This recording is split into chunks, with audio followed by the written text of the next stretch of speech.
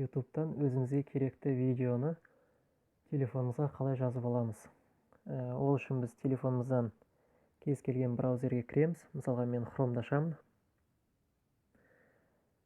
Браузерді ашып алғаннан кейін адресін строкаға youtube.com деп тереміз. Перейтиге басамыз. Мінекей енді YouTube'дан өзімізге керекті видеоны іздеп тауып алған соң, сол видеоны ашамыз. Мысалға мен мына видеоны таңдайын. После просмотра этого выпуска вы Паузаға қойып алып, мінекей мына адресін строкаға басамыз. Осы адресін строкадағы мына m нүкте және де YouTube сөзінің арасына ағылшынша s әрпін 2 рет басамыз. Перейтиге басамыз.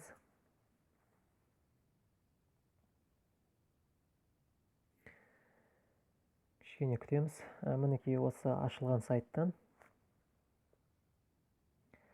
мінекей мына қатардан видеоның сапасын таңдаймыз. Еще дегенге бассақ тағы да шығады. Енді бұл жердегі ең мықты сапа осы MP4 720p. Ол HD качество болып есептелінеді. Енді қалғандары сәл төменірек. Енді өзімізге осы жерден керекті видеоның сапасын таңдасақ, загрузка өзі басталады. Мінекей загрузка басталды. Енді загрузка аяқталғанша паузаға қойып қояйын.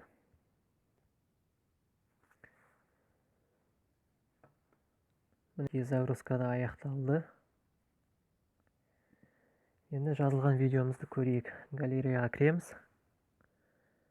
Download деген папканы ашамыз. Мінекей жаңа жазған После видеомыз. просмотра этого выпуска вы сможете примерить любую татуировку при помощи Мінекей әлгі жазылған видеомыз осы. Ал енді осы YouTube'дан видеоларды компьютерге қалай жазу керек екенін білгілеріңіз келсе, комментарийға қалдырып кетіңіздер. Енді ол жерде де, компьютерде де ол жасалу жолдары дәл осындай, тек кішкене ғана өзгешеліктері бар.